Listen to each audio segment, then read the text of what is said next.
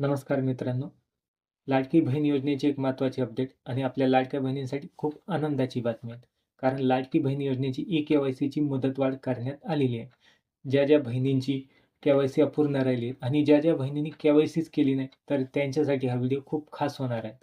त्यासाठी व्हिडिओला लाईक आणि चॅनलला सबस्क्राईब नक्की करा. 18 सप्टेंबरपासून सुरू झालेली प्रक्रिया काही तांत्रिक अडचणीमुळे आणि सर्व्हरच्या प्रॉब्लेममुळे खूप साऱ्या महिलांची के-वाय-सी पूर्ण झाली नाही. तर त्या महिलांच्या मनामध्ये एक खंत होती, एक भीती होती, की आपला हप्ता जमा होणार का? के-वाय-सी करण्याची अंतिम तारीख जवळ आलेली आहे. आपली के-वाय-सी होत नाही.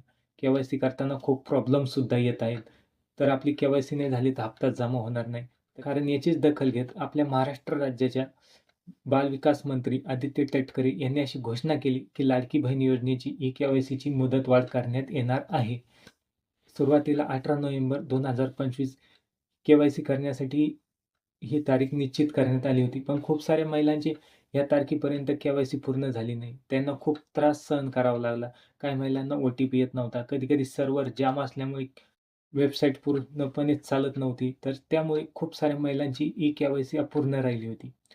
पण आपल्या महाराष्ट्राचे बालविकास मंत्री आदित्य तटकरे यांनी घोषणा केली आहे, की लाडकी बहीण योजनेची के-वाय-सीची मुदतवाढ करण्यात आली आहे आणि त्यामुळे आपल्या बहिणींनी मुदतवाढीचा फायदा घेऊन 31 डिसेंबर 2025 पर्यंत आपली ई-के-वाय-सी पूर्ण करून घ्यावी. लाडकी बहीण योजनेची ई-के-वाय-सी करण्याची अंतिम तारीख 31 डिसेंबर 2025 पर्यंत आहे. त्यामुळे सर्व लाडक्या बहिणींनी आपली ई-के-वाय-सी पूर्ण करून घ्या. जय हिंद, जय महाराष्ट्र.